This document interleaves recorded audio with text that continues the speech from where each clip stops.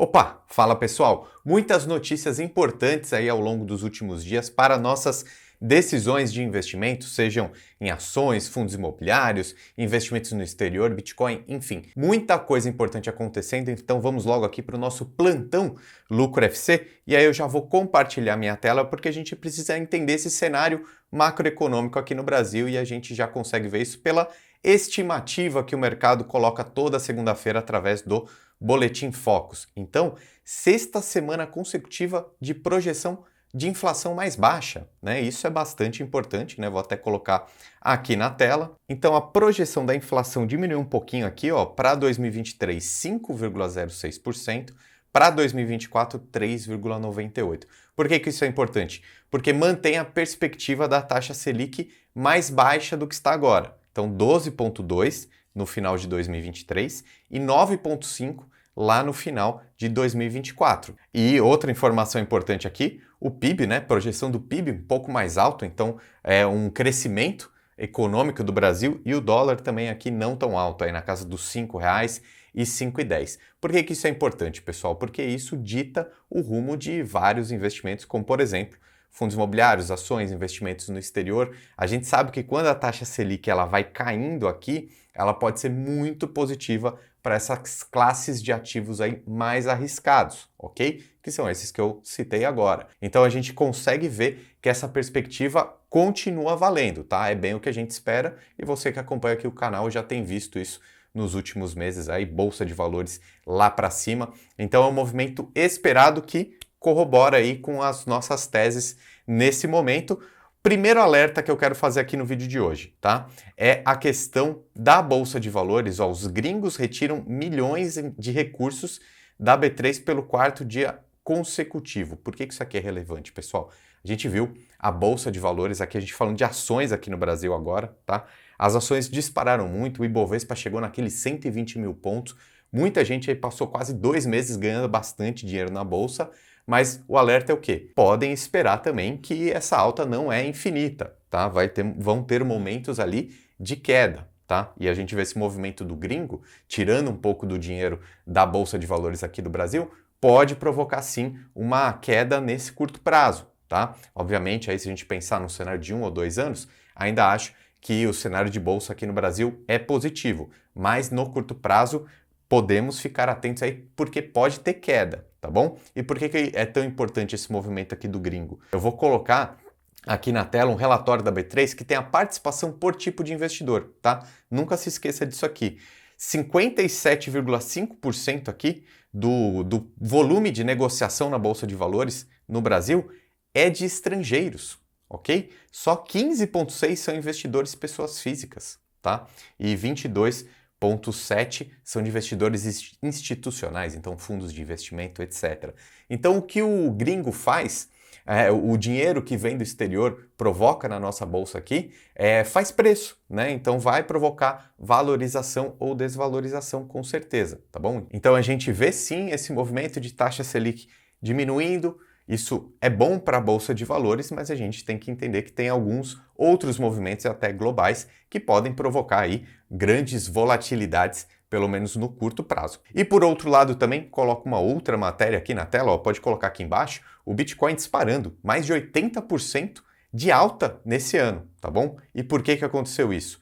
Mais uma vez eu compartilho essa notícia aqui, ó, foi por causa de um anúncio da criação de um ETF da BlackRock, né? O que é isso? É uma instituição muito grande, duas grandes gestoras, na verdade, a BlackRock e a Invesco, que falaram que vão criar novos ETFs de Bitcoin. E por que isso foi muito positivo? Porque é uma institucionalização desse mercado, né? O pessoal da Levante, até coloca aí na tela também, é um novo divisor de águas para as criptomoedas, tá? Por quê? Porque é muito dinheiro. Veja, a BlackRock administra uma quantidade impressionante de capital. A gente está falando aqui de 1,4 trilhão de dólares em ativos e, para exemplo de comparação, é mais do que todo o mercado brasileiro de fundos imobiliários, fiagros, etc. Tá? Então, é muito dinheiro. E quando vem muito dinheiro, traz credibilidade e faz valorizar esse ativo, né? Eu já costumo falar muito aqui com vocês há bastante tempo, é a lei da oferta e da demanda. Se muita gente está querendo esse ativo, o Bitcoin, por exemplo, ele vai valorizar, vai crescer de valor. E esses 80 e pouco por cento de alta aqui que teve esse ano. É o que eu estou falando, galera. Bitcoin é muito grande para ser ignorado, tá? Então a gente está vendo esses movimentos institucionais, divisores de água mesmo. Então eu tenho investido um pouquinho do meu dinheiro aí, um percentual de até 5% do meu patrimônio. Acho que é interessante se expor nessa classe aí, que é o futuro da economia, né? O Bitcoin, pelo menos na minha visão, porque tem uma tecnologia muito desenvolvida por trás, que é a blockchain, e já vem sido validada aí há mais de 10 anos esse mercado crescendo, tá bom? Inclusive, vou deixar um link aqui embaixo da corretora que eu tenho usado para fazer os meus investimentos, que é a Binance, que é a maior do mundo, tá? Pega esse link que está na descrição, porque aí você pode se cadastrar lá para conhecer um pouquinho mais desse mercado. E como eu fiz uma parceria junto com eles, tá? Quem usar esse link para abrir a conta vai conseguir vários descontos nas taxas, cashbacks, enfim. Aproveita esse link que está aí, porque não é por muito tempo. Garante lá, abre a sua conta, porque assim, no futuro, você já vai entender um pouquinho mais desse tipo de investimento e vai aproveitar essas vantagens, tá bom? E aí, galera, saindo um pouco desse mercado mais globalizado, vamos focar um pouquinho agora nos fundos imobiliários nesse momento, porque tiveram duas grandes notícias essa semana. Primeiro, já compartilha aí na tela, bem legal, ó, o 13º salário dos fundos imobiliários, olha que bacana. Nessa projeção aqui, ó, 40 fundos imobiliários aumentaram os dividendos na virada do semestre, ou seja, pode esperar aí que, por exemplo, em julho, é possível que alguns fundos imobiliários paguem mais dividendos do que tem pagado todos os meses, ou seja, mais dinheiro entrando na nossa conta, o que é bastante interessante. A regra, basicamente, é que os fundos imobiliários têm que distribuir 95% de todo o seu lucro a cada semestre. Então eles costumam distribuir sempre todos os meses. Só que se sobrou um lucro maior que eles não distribuíram, chega nessa virada do semestre, eles precisam pagar mais. E foi o que aconteceu em 2022. Vou logo colocar esse gráfico aqui na tela, porque aí vocês entendem melhor. Ó. Por exemplo, a HGLG11, lá em junho de 2022, estava pagando 1,10. Em julho, pagou 3,30, ou seja, uma diferença de 2,20 a mais. Tá? Por quê? Porque ele tinha esse lucro aí acumulado. E aconteceu com vários fundos, por exemplo, com a HGRU também foi assim, o TRXF, o POR11, enfim, todos esses aí que estão na tela. Portanto, boa notícia, podemos esperar aí que eventualmente um ou outro fundo imobiliário possa pagar mais dividendos na virada do semestre. E a notícia que mais trouxe visibilidade aí, que todo mundo começou a falar essa semana, é sobre a subscrição do MXRF11. O que é isso? É uma nova emissão de cotas. Galera, acostumem-se, porque agora a gente está num período que a gente vai ouvir falar um monte de vezes desses dois nomes, subscrição e nova emissão de cotas, e eu já te explico aqui o que é isso e o que você deve fazer ou não, tá? Então, aí na tela, ó, o MXRF11 pretende captar 500 milhões em uma nova emissão de cotas, tá? Isso é bastante coisa. Por exemplo, esse fundo imobiliário, ele já tem um valor patrimonial, tá? Ele está querendo aumentar, ele está querendo crescer. E o único jeito desse fundo crescer é ele fazendo uma nova emissão. Por quê? Eu acabei de falar que ele precisa distribuir 95% do lucro, né? Então, se ele quiser comprar mais ativos imobiliários para deixar dentro do fundo, para gerar dividendos no futuro, ele precisa captar esse recurso a mercado de quem? Normalmente dos próprios cotistas. Então ele emite novas cotas, esses cotistas, né, pessoas que já têm esse fundo, podem comprar, né, têm direito de fazer essa subscrição, ou seja, comprar essas novas cotas por um preço normalmente mais barato do que está no mercado, do que está na tela. Ok? Isso que a gente consegue ver aqui, ó.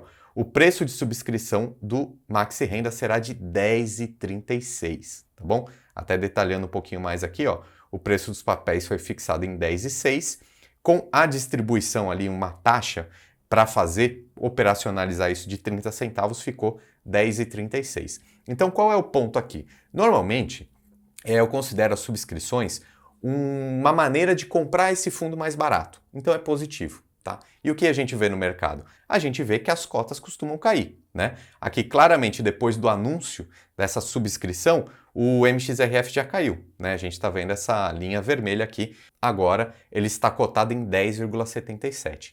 Então, pensa comigo. Se todos os cotistas podem comprar a 10,36 e agora no mercado está 10,77, você consegue comprar mais barato, né? Então isso é positivo. Só que provavelmente esse preço de mercado também vai cair. Ele tende a ficar mais baixo, porque muita gente vai comprar 10,36, né? Então o mercado ele se ajusta. Então é normal ver quedas dos fundos imobiliários quando estão em momentos de novas emissões, nesses momentos de subscrições, tá bom? Então esse aqui é um primeiro alerta.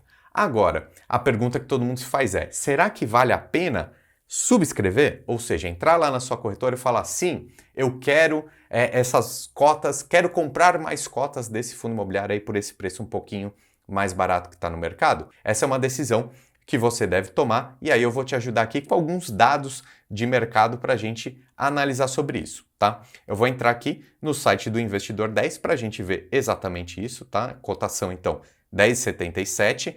Qual é a questão?